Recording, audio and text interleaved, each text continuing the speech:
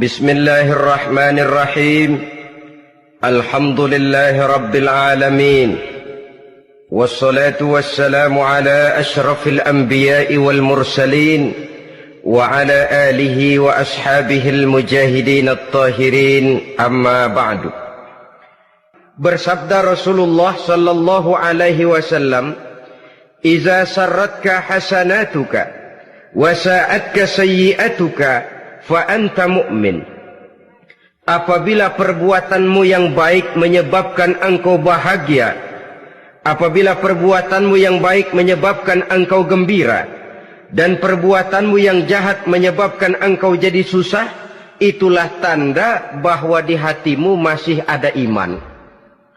Artinya, belum tentu orang yang berbuat baik merasa bahagia dengan kebaikan yang dikerjakannya. Dan tidak selamanya orang yang berbuat jahat sanggup menyesali perbuatan jahatnya. Oleh karenanya, apabila iman masih ada, apabila hati masih hidup, perbuatan yang baik menyebabkan orang gembira, perbuatan yang jahat menyebabkan orang susah dan gelisah hatinya. Ini mengandung pelajaran. Sekali kita berbuat baik, jangan sekali-kali menyesali kebaikan itu. Sebaliknya, satu kali kita melakukan kesalahan, hendaknya selalu menyesalinya. Kadang-kadang dalam kehidupan, karena orang tempat kita berbuat baik itu rupanya membalas air susu dengan air tuba, kita lalu menyesali kebaikan. Lahirlah kata-kata, "Nyesal saya nolong dia." Ibarat pepatah katanya, nolong anjing kejepit. Waktu kejepit setengah mati kita tolongin, begitu selesai dia dari kejepitnya, malah kita digigitnya. Saudara hadirin yang saya muliakan, dalam kehidupan sehari-hari barangkali ini kena filsafat yang disebut dorong mobil mogok. Ketika mobil mogok setengah mati kita dorong, begitu mesin hidup ditinggalkannya kita di belakang. Sesungguhnya perbuatan kita yang baik tidak harus disesali. Karena disesali atau tidak, toh perbuatan itu sudah kita lakukan. Dan penyesalan atas segala kebaikan hanya akan mengurangi nilai pahala kebaikan itu sendiri. Berbahagialah apabila berbuat baik, walaupun orang yang kita melakukan kebaikan membalasnya dengan kejahatan. Menyesalah apabila berbuat kesalahan, apabila melakukan dosa, karena itu pertanda nilai iman yang masih hidup dalam jiwa kita. Saudara-saudara kaum muslimin yang berbahagia, jadi sungguh pun pahala dan dosa sesuatu yang abstrak, efeknya jelas dia mendatangkan kebahagiaan atau membawa kepada kegelisahan batin di dalam kehidupan manusia. Orang di zaman materialis kurang terangsang berbuat pahala dan terdorong melakukan dosa. Kenapa? Karena pahala tidak kelihatan, dosa tidak nampak.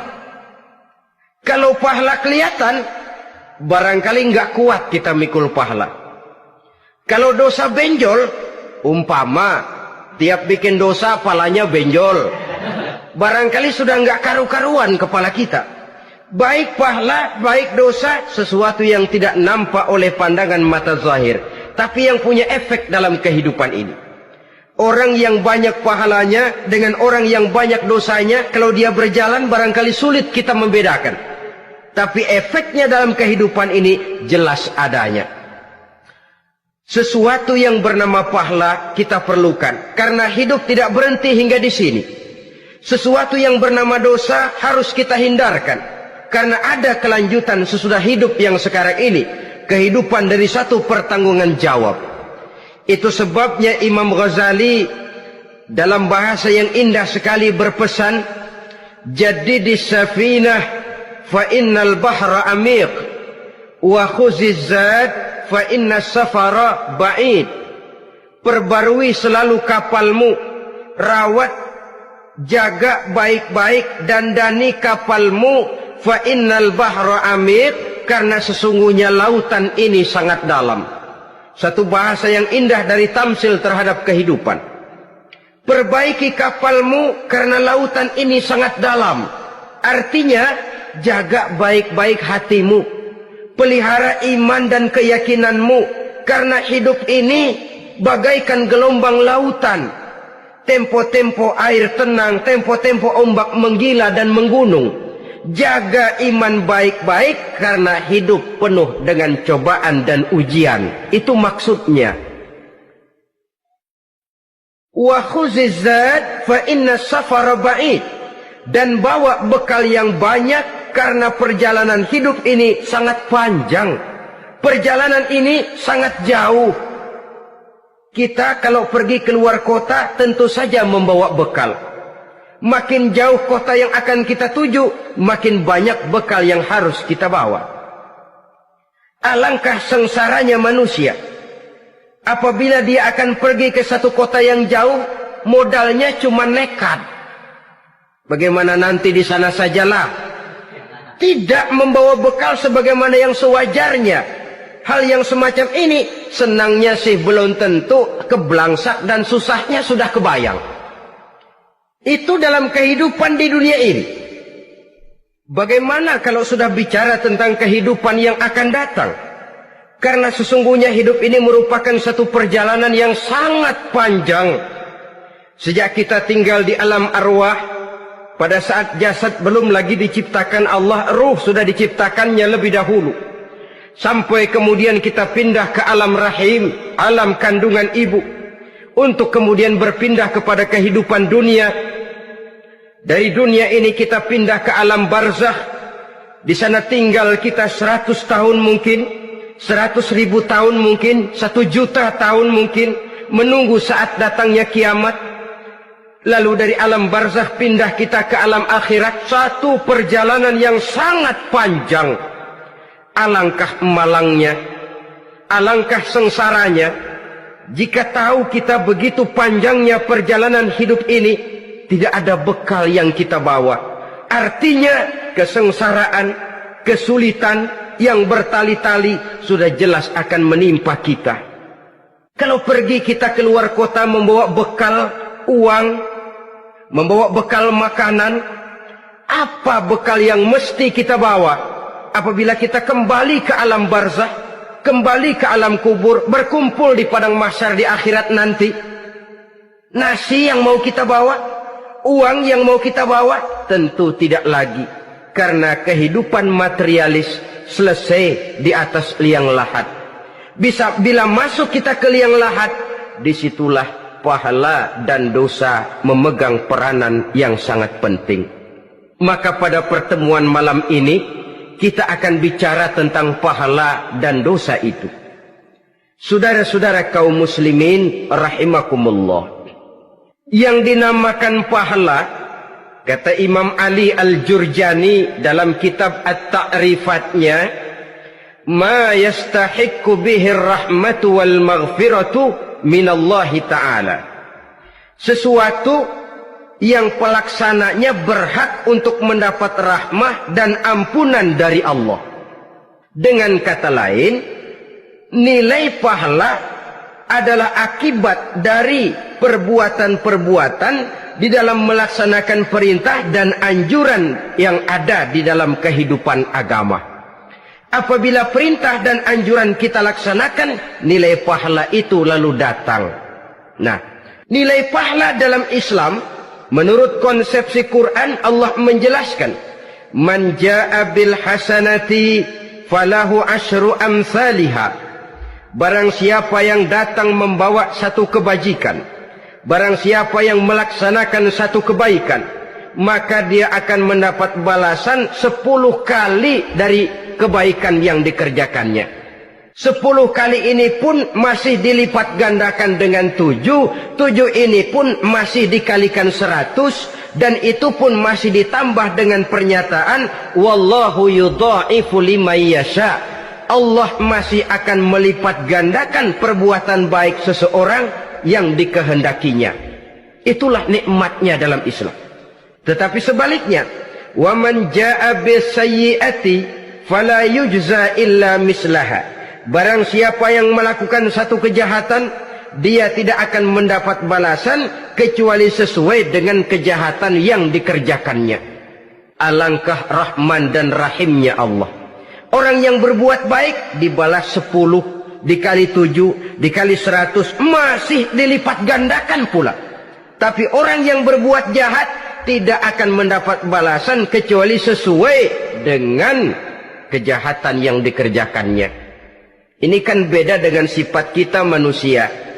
Kita ini kadang-kadang kalau dijitak membalasnya mukul. Tapi kalau orang berbuat baik kepada kita, kita enggan untuk berbuat baik kepada orang tadi. Allah tidak mengajarkan begitu. Satu kebaikan berbalas 10. Satu kejahatan berbalas dengan satu kejahatan. Maha Rahman dan Rahim Allah. Bahkan dalam Islam, niat berbuat baik saja mendapat pahala. Sedangkan niat berbuat jahat belum ditulis merupakan satu dosa sampai kejahatan itu dikerjakan oleh orang yang niat tadi. Umpamanya, saudara niat, nanti malam giliran pengajian saya mau hadir di majelis taklim. Pas datang waktu malam, hujan turun sangat lebat. Saudara berhalangan datang ke majelis taklim, saudara sudah mendapat pahala niat. Tapi saudara niat, nanti malam kalau turun hujan, saya mau bongkar rumahnya si fulan, saya mau curi seluruh harta bendanya. Ternyata malam saudara tidak mengerjakan perbuatan itu belum ditulis dosa sampai perbuatan itu benar-benar dikerjakan. Tapi lalu jangan macam-macam. Kalau begitu niat aja yang baik, biar nggak usah dikerjain.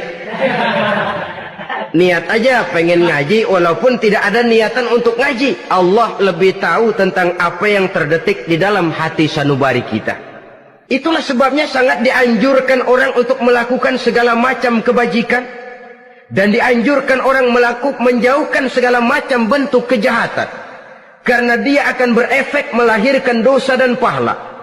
Dosa dan pahala itulah alat untuk memperoleh kebahagiaan di alam kubur, di padang mahsyar, sampai di akhirat nanti. Di dunia ini mungkin segalanya bisa kita beli dengan yang namanya uang.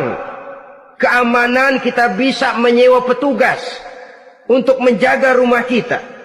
Kendaraan yang mewah bisa kita beli. Udara yang sejuk bisa kita ciptakan. Siapa banyak uang, dia raja. Mungkin itu di dunia. Tapi bisa apa uang kalau kita sudah masuk ke alam kubur? Bisakah munkar nakir kita sogok? Udah karkir, jangan nanya nih, cepet. Bisakah malaikat azab menyingkir dengan uang semir?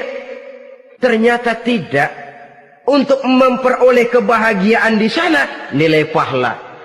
Kesengsaraan akan kita dapat kalau kita banyak menumpuk dosa. Oleh karena itu jangan beranggapan, pahala nggak kelihatan, dosa juga nggak kelihatan, biarin saja.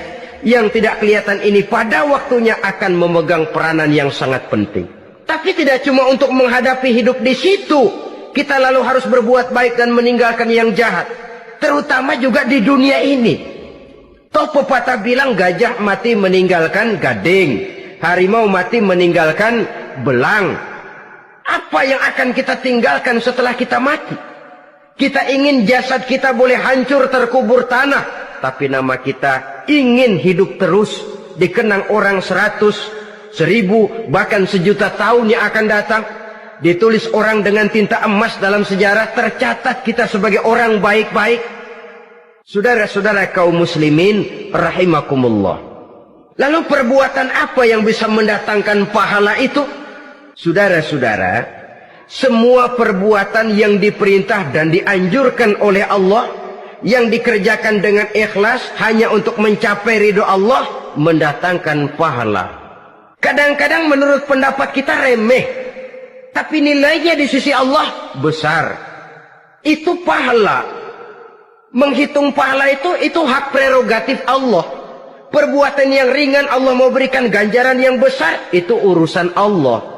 Misalnya, kata Nabi, la tahkiranna minal ma'rufi syai'an. Jangan kamu menganggap remeh perbuatan baik walaupun kecil.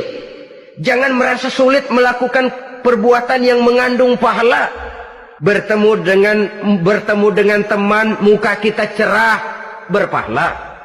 Menyingkirkan duri di jalanan, berpahala. Menolong orang yang sesat, memberitahu orang yang bertanya berpahala. Tidak sulit kalau kita mau. Yang diperintah dan dianjurkan oleh agama itu perbuatan yang mengandung nilai-nilai pahala. Masalahnya cuma tinggal mau atau tidak dan dikerjakan dengan ikhlas. Bertemu teman mukanya cerah, pahala. Menyingkirkan duri di jalanan, pahala. Sodakoh, pahala. Tidak berupa perbuatan, bisa berupa ucapan. Misalnya bersolawat, pahala. Bertasbih dan bertahmid, pahala. Kata Nabi, kalimatani khafifatani 'alal lisan, saqilatani fil mizan. Ada dua kalimat yang enteng di lidah tapi berat di timbangan akhirat nanti. Apa itu? Subhanallah walhamdulillah. Itu kan amalan yang ringan, perbuatan yang mudah saja, tapi nilainya demikian besar dalam pandangan Allah. Jadi pendeknya, perbuatan yang bernilai pahala adalah perintah dan anjuran agama yang dilaksanakan dengan ikhlas semata-mata untuk mencapai ridho Allah, itu mengandung pahala. Niat dasarnya itu harus karena Allah, landasannya harus karena ikhlas. Bukan cuma sekedar basa-basi, tidak karena ingin dipuji orang, tidak karena mengharap tanda jasa, tapi ikhlas semata-mata. Dari perbuatan yang paling kecil dan mudah sekali sampai kepada amalan-amalan yang besar dan memerlukan biaya yang besar, seperti melaksanakan ibadah haji, seperti jihad fi sabilillah, membangun masjid, membangun pondok-pondok pesantren, membangun pusat-pusat kesehatan, membangun jalan-jalan umum, termasuk menjaga keamanan. Jangan dikira loh, siskamling umpamanya, menjaga keamanan kampung tidak berpahala. Kalau diniatkan ibadah, menjaga ketenangan warga supaya mereka tekun ibadah, ikhlas karena Allah, itu juga bernilai ibadah. Keluar kita dari rumah, pergi pagi, pulang sore, peras keringat, banting tulang cari nafkah buat menghidupi anak istri kita. Kalau diniatkan ibadah, melaksanakan kewajiban sebagai kepala rumah tangga, membantu orang tua sebagai anak, itu juga perbuatan-perbuatan yang mengandung pahala. Yang terbaik sesuai dengan bidang kehidupan kita. Ada orang yang dinamakan abid, ahli ibadah, pahala yang paling baik bagi dia banyak-banyak tahajud, sembahyang malam, wirid, zikir, tasbih. Ada yang dinamakan orang alim, pahala yang paling baik buat orang macam ini mengajar, menyebarkan ilmu, mendakwahkan Islam. Ada yang disebut wali, pejabat pemerintah, petugas. Amalan pahala yang paling baik buat orang semacam ini melayani masyarakat, bekerja di bidangnya sesuai dengan profesinya.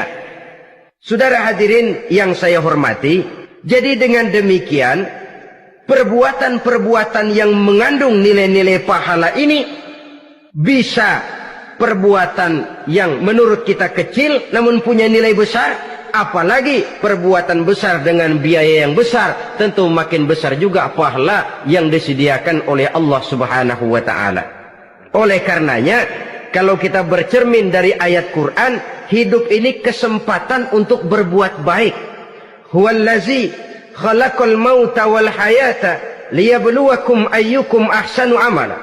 Dialah Allah, Tuhan yang telah memberikan hidup dan mati kepadamu untuk menguji kamu, siapa di antara kamu yang paling baik amal perbuatannya. Jadi tidak saya rinci, tapi cukuplah satu penjelasan global. Perbuatan yang berpahala adalah perbuatan melaksanakan perintah Allah atau anjuran Allah dengan dasar ikhlas, dengan tujuan untuk mencapai ridho Allah semata-mata. Lalu apa perbuatan yang mengakibatkan dosa itu? Saudara-saudara, dosa lahir akibat melakukan larangan Allah atau mengerjakan yang dicelaknya. Nah, para ulama ada yang membagi dosa itu menjadi dua bagian. Ada dosa-dosa kecil, ada dosa-dosa besar.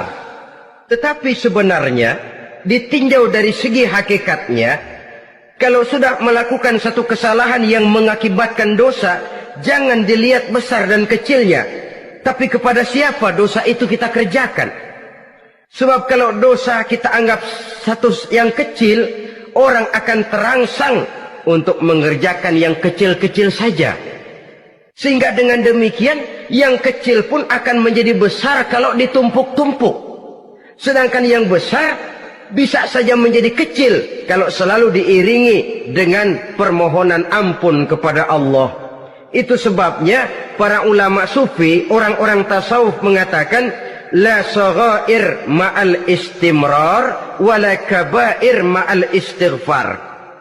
Tidak ada dosa yang kecil kalau dikerjakan terus-menerus, dan tidak ada dosa yang besar kalau digempur tiap saat dengan perbuatan istighfar atau memohon ampun kepada Allah Subhanahu wa ta'ala. Cuma saja pada umumnya, karena dosa-dosa kecil itu lebih mudah taubatnya, dan ada janji Nabi, barang siapa yang meninggalkan dosa-dosa besar akan diampuni dosa-dosanya yang kecil-kecil. Oleh karena itu, pada kesempatan ini kita akan juga bicarakan apa saja yang termasuk klasifikasi dosa-dosa besar, dengan harapan kita bisa menjaga diri, menyelamatkan diri, jangan sampai terjatuh ke dalam dosa-dosa yang besar tadi. Tetapi bukan berarti kita harus terangsang melakukan dosa-dosa yang kecil. Ah, biarin kecil ini, tobatnya gampang. Ah, dosa kelas teri.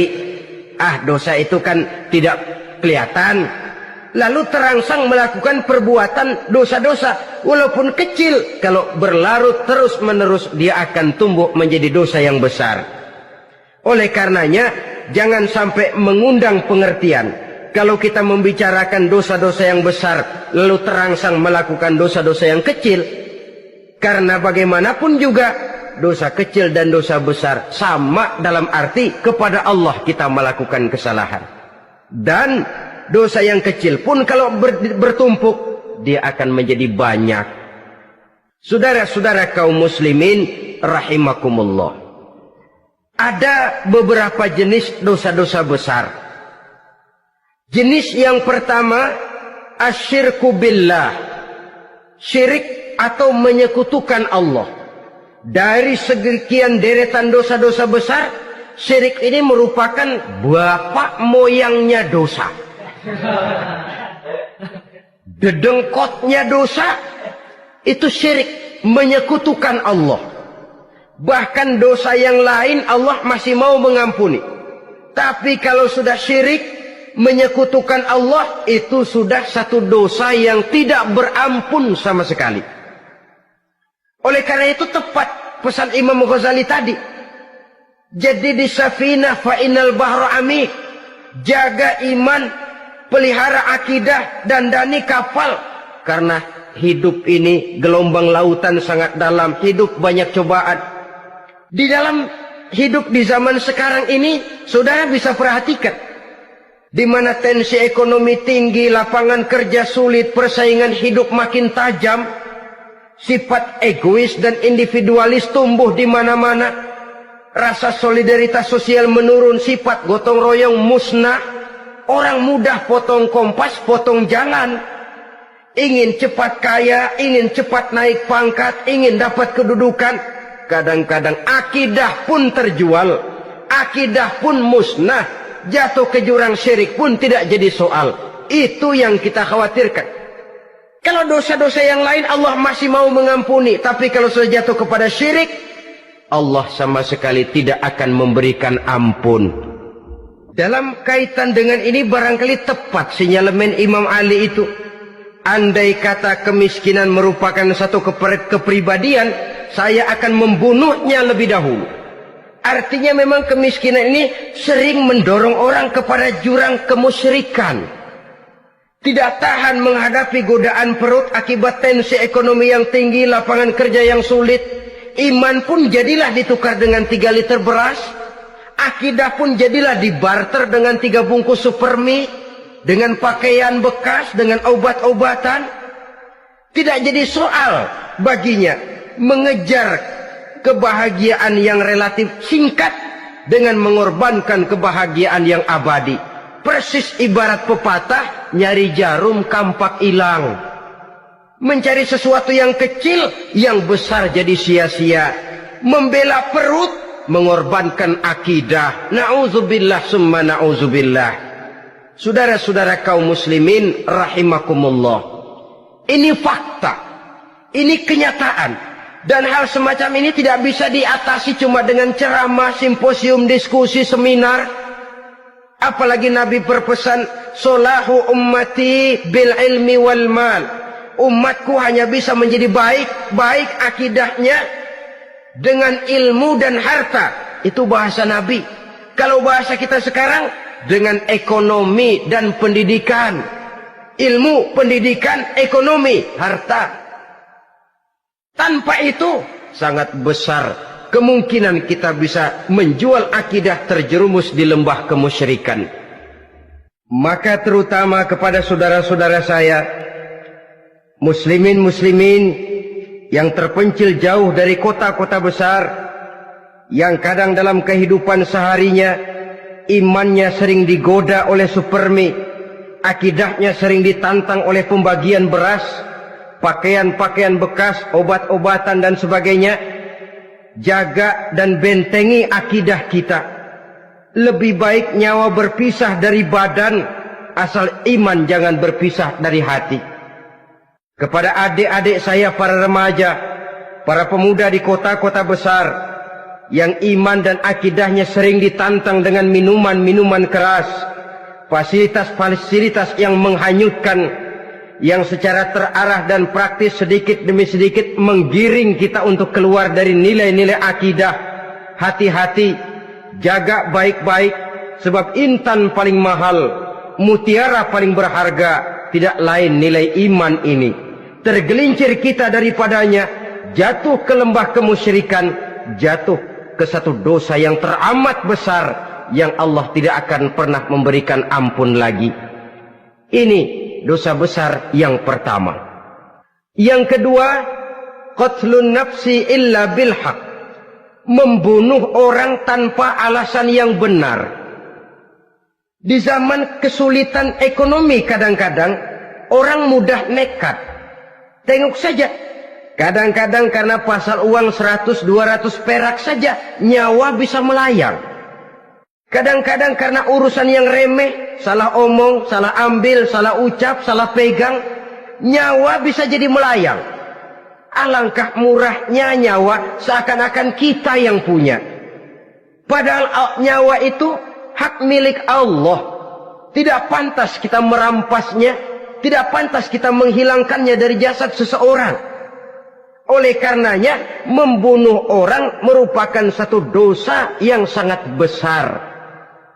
Jangankan kepada orang yang seakidah, orang yang lain akidah saja pun, kalau dia hidup berdamai, rukun, berdampingan, kita harus melindungi. Apatah lagi teman seakidah sendiri. Saudara-saudara kaum muslimin rahimakumullah, pantas kalau Nabi menyatakan apabila dua orang Islam sudah saling berkelahi, berbunuh-bunuhan, al-qatil wal maqtul finnar, yang membunuh dan yang dibunuh dua-duanya sama-sama masuk neraka. Sahabat heran, ya Rasul, kalau yang membunuh masuk neraka sih wajar, tapi yang terbunuh kok neraka juga, kenapa? Kata Rasul, sebenarnya dia juga cuma sudah niat untuk membunuh, cuma keduluan saja. Andai kata dia tidak terbunuh, tentu dia yang akan membunuh. Saudara-saudara kaum muslimin rahimakumullah, Islam sesuai dengan namanya adalah agama damai. Kita tidak boleh mencari-cari musuh, walaupun tidak boleh lari kalau bertemu musuh. Oleh karenanya, pantang seorang muslim menimbulkan benih keonaran menjadi biang kerok buat lingkungannya. Sesuai dengan namanya, seorang muslim adalah seorang yang dalam hidup senantiasa berusaha menebarkan salam, menebarkan kedamaian, ketenangan dan ketentraman. Dengan prinsip musuh jangan dicari, bertemu pun jangan lari. Yang ketiga, termasuk dalam kelompok dosa besar ini, syurbul khamr, meminum minuman keras. Termasuk di dalam kata khamr ini ganja, morfin, narkotik. Sebab apa? Jenis minuman semacam itu tidak hanya merusak keadaan sekarang, tapi sekaligus merusak kehidupan yang akan datang. Kalau itu jatuh di tangan generasi muda, artinya kan merusak kehidupan masa depan daripada suatu bangsa. Karena apa? Remaja dan pemuda merupakan bentuk miniatur daripada kehidupan bangsa. Akan bagaimana warna umat Islam di Indonesia, bahkan akan bagaimana warna Indonesia 30, 40, 50 tahun yang akan datang, remaja sekarang jawabannya. Kalau remaja kita sekarang ini kerjanya cuma bisa nyekek botol, insya Allah bangsa Indonesia 30-40 tahun yang akan datang akan tumbuh menjadi bangsa teler. Tidak banyak yang bisa kita harapkan. Remaja adalah gambaran masa depan dari satu bangsa, dari satu umat. Dan remaja itu di dalam dirinya secara fitrah terkumpul semua bakat, terdapat semua kemungkinan. Kita ini lahir membawa sifat pemimpin, tapi juga membawa sifat pengacau. Kita ini ada bakat jadi orang jujur, ada bakat jadi pengkhianat. Kita ini ada bakat menjadi orang baik-baik, kita juga punya bakat jadi biang kerok. Kita kemungkinan bisa jadi pemimpin bangsa, tapi juga bisa menjadi pemimpin bangsat. Nanti lingkungan dan pendidikan akan menumbuhkan, membentuk mana yang tumbuh lebih subur. Kalau lingkungan dan pendidikannya lebih banyak bercerita tentang kejujuran, maka nilai kejujuran yang akan tumbuh lebih banyak dalam jiwanya. Dan insya Allah diharapkan dia akan menjadi manusia yang jujur di kelak kemudian hari nanti. Dan masalah minuman keras ini sebenarnya berkait. Kita tidak bisa cuma menyalahkan remaja saja, menyalahkan pemuda saja. Karena bagaimanapun masalahnya kompleks. Menghancurkan sesuatu tanpa melihat kausalnya, tanpa melihat sebab akibatnya, kan sama juga bohong. Kemungkinan karena broken home, kemungkinan karena pergaulan, kemungkinan karena kurang perhatian orang tua, kemungkinan karena akibat bacaan, tontonan, atau fasilitas berupa dibukanya pabrik-pabrik minuman keras, dijualnya minuman-minuman keras, di warung-warung yang remang-remang, yang memberikan kenikmatan, kebahagiaan dan kebanggaan tersendiri, sehingga akhirnya orang terangsang untuk datang dan minum di sana. Pada dasarnya memang sepele, cuman minum, nggak ngerugiin orang lain kan? Iya, pada waktu minum.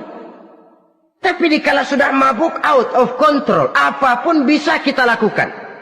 Yang kita ucapkan kita tidak sadari lagi, yang kita kerjakan tidak kita sadari lagi.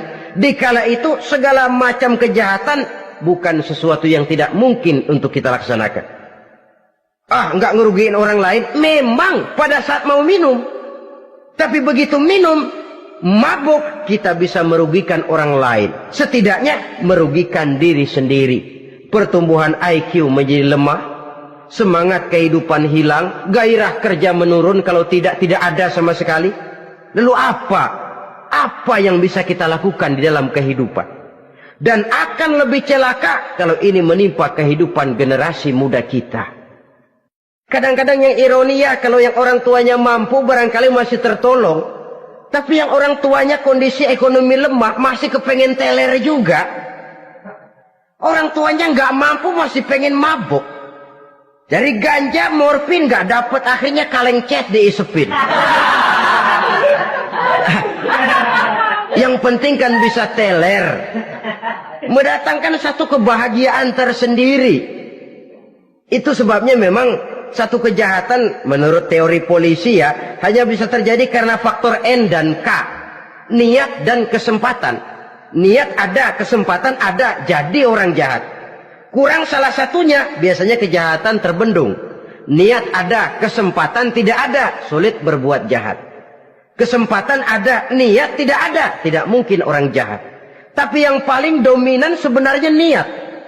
Kalau niat sudah kuat, kesempatan bisa dicari. Kesempatan bisa diciptakan. Biar hansip nongkrong, ditungguin lengahnya. Iya, biarin.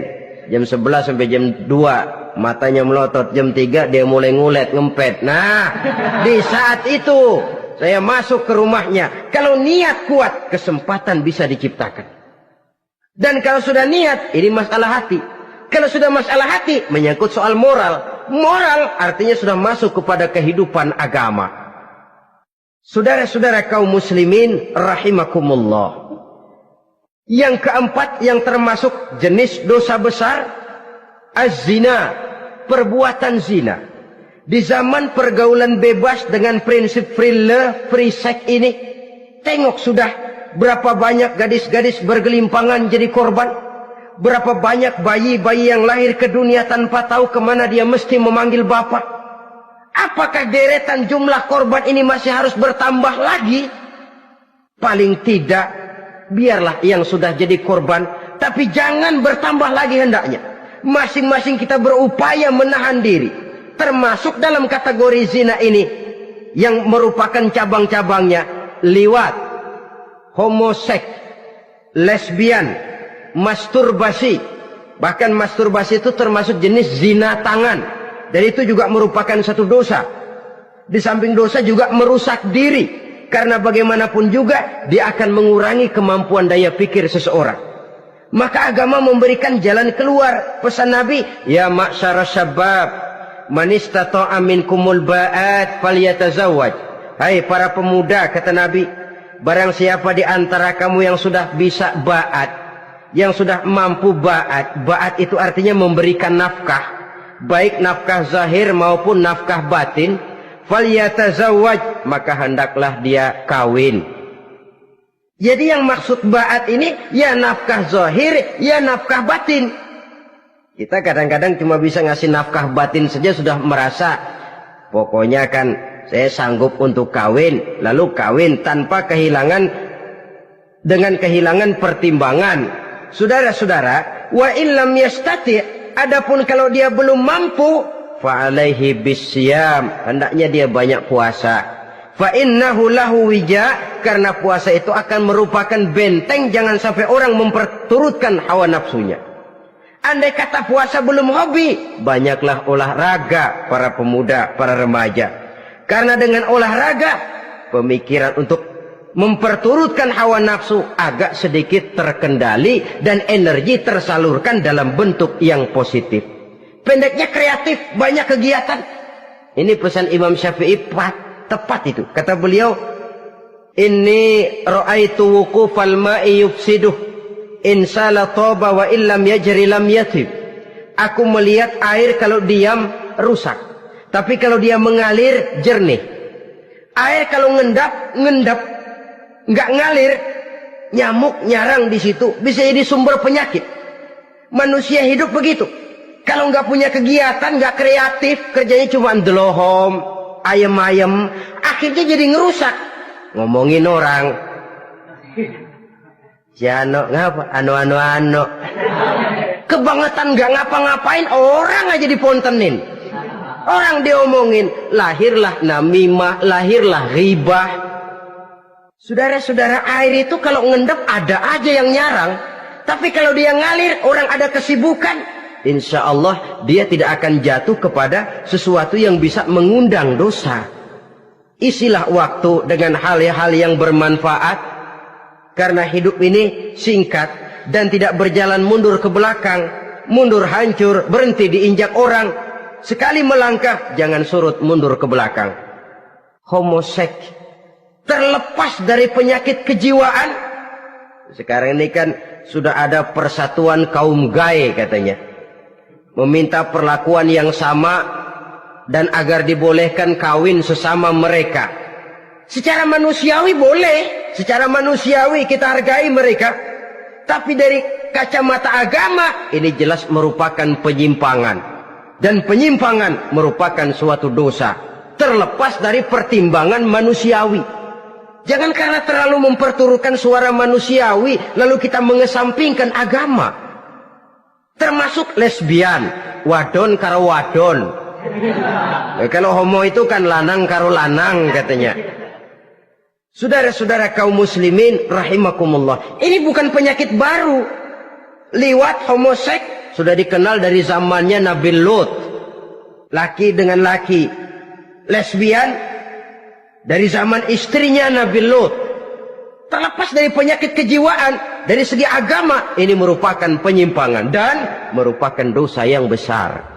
Yang kelima, yang termasuk jajaran dosa kelas kakap, qazful mu'minina wal mu'minat, menuduh orang mukmin yang baik-baik, laki atau perempuan, melakukan perbuatan zina sehingga hancur namanya di masyarakat. Ini merupakan satu perbuatan dosa yang sangat besar dan sangat dimurkai oleh Allah. Saudara-saudara kaum muslimin rahimakumullah. Oleh sebab itu tentang masalah ini, kalau memang tidak ada saksi, jangan sembarang kita enteng lidah menuduh orang lain berbuat zina, menuduh orang lain berbuat serong. Dosanya kelewat besar di dalam kehidupan. Karena apa? Mencari harga diri itu berat, memelihara kehormatan diri jauh lebih berat. Satu kali orang dihancurkan namanya di masyarakat, dia akan terisolir jadinya. Oleh karenanya, berlindung kita kepada Allah, jangan sampailah dihinggapi oleh sifat ini.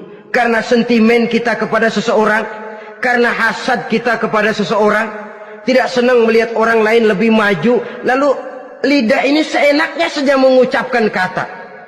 Padahal sanksi dan resikonya sangat besar. Yang kita tuduh barangkali mendapat pahala dari Allah. Kita sendiri yang menuduh tanpa saksi, tanpa alasan yang benar, mendapat dosa yang sangat besar. Saudara-saudara, memang kadang-kadang aneh dalam hidup ini.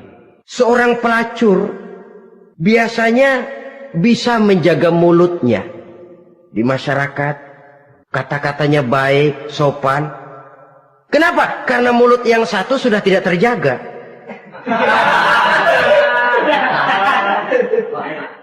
Kita kadang-kadang kehormatan bisa kita jaga, tapi mulut tidak terkontrol. Ngomong saenake dewe, bikin orang mangkel, kesal, fitnah sana, fitnah sini, menghancurkan nama baik orang, ngomongin yang macam-macam. Bagai-bagai macamlah caranya. Saudara-saudara kaum muslimin yang berbahagia. Jadi dengan demikian, menuduh orang lain berbuat zina, sedangkan orang itu tidak pernah melakukannya, ini termasuk satu dosa yang sangat besar di dalam kehidupan ini. Yang keenam, al-'aqu bil walidain, durhaka kepada ibu bapak. Seorang anak, bagaimanapun banyak nilai ibadahnya, banyak kebaikan di masyarakat, menyandang berbagai macam gelar, pangkat dan jabatannya tinggi, tapi kalau sudah durhaka kepada kedua orang tuanya, alamat hidup tidak lagi membawa keberkahan. Dan itu dosa yang sangat besar. Sampai Nabi sabdakan, ridho Allah ada di dalam keridhaan ibu bapak. Murka Allah pun ada di dalam kemurkaan ibu dan bapak. Walaupun belum tentu setiap kita orang tua, tapi yang jelas setiap kita adalah anak. Dan setiap anak punya ibu dan bapak. Jangan sampai kacang lupa kepada kulitnya. Saudara-saudara kaum muslimin rahimakumullah. Durhaka kepada ibu bapak merupakan perbuatan yang sangat dimurkai oleh Allah. Apalagi ibu yang telah melahirkan kita, bahkan mengandung kita. Begitu juga bapak yang telah berusaha peras keringat banting tulang untuk mengasuh membesarkan kita. Tidak ada perbuatan baik yang kita lakukan untuk bisa menebus kebaikan daripada ibu dan bapak kita. Setidaknya kalau belum bisa berbuat baik kepadanya, kepada keduanya, janganlah menyakiti hati keduanya. Itu saja dulu yang harus dijaga. Kadang-kadang sudah berbuat baik enggak, nyakitin melulu. Sudah nyenangin belum bisa, saban sehari nyakitin saja. Padahal kedua orang tua itu doanya manjur, sebagaimana sumpahnya juga bisa jadi kenyataan. Dan sering bahkan menjadi kenyataan. Sampai ibu bapak sudah wafat, sudah meninggal sekalipun, kewajiban berbakti masih harus terus dilakukan oleh seorang anak. Lalu yang ketujuh, at-tawalli yaumaz zahfi, berpaling pada hari pertempuran. Orang sedang sibuk-sibuk menghadapi musuh, maksudnya berjuang membela agama ini, dia lari menyelamatkan diri. Pengecut, mental munafik. Ayo, kalau demi agama, mari kita maju ke depan. Allahu Akbar, yang besar Allah, yang lain kecil semua, maju. Orang lain maju serentak, dia mundur jauh ke belakang. Mental munafik, mental calo, istilah sekarang ini. Oh, itu calo, mental calo. Tuhan gedek banget itu. Coba ya, calo itu paling sibuk nyuruh penumpang naik. Tapi sementara penumpang naik sampai ke tempat tujuan masing-masing, calonya nggak kemana-mana, diem aja di situ. Cuma orang aja disuruh naik. Saudara-saudara, kerja bakti, orang turun ke comberan, dia naik ke tempat tidur. Mundur di hari pertempuran, menyebabkan orang lain gugur, dia sendiri menyelamatkan diri. Mental pengecut, mental munafik, itu merupakan dosa yang sangat besar. Saudara-saudara kaum muslimin rahimakumullah, itu sebabnya agama itu memerlukan keberanian memang, tapi bukan keberanian yang tanpa perhitungan. Sebab berani tanpa berhitung namanya berani babi. Kita berani kalau benar, kita harus takut kalau salah. Jangan dibalik. Salah berani, nekat namanya. Benar takut, pengecut namanya. Orang yang pengecut adalah orang yang takut membela kebenaran. Orang yang nekat sesungguhnya udah salah nggak malu lagi. Udah salah nekat lagi. Merasa rugi berbuat kebaikan, puas kalau berbuat kejahatan. Padahal Nabi pesan, siapa yang berbuat dosa sambil tertawa, nanti dia akan masuk neraka sambil menangis. Karena itu dipesan pula di dunia ini, sering-seringlah mencuci mukamu dengan air mata taubat. Cuci lidahmu dengan zikir kepada Allah. Bersihkan hatimu dengan air ikhlas. Saudara-saudara kaum muslimin rahimakumullah. Kan ada toh orang berbuat baik nggak gembira, tapi berbuat jahat malah puas. Atau sama saja orang lain berbuat baik, hatinya kesel. Orang lain berbuat jahat, dia malah mendukung.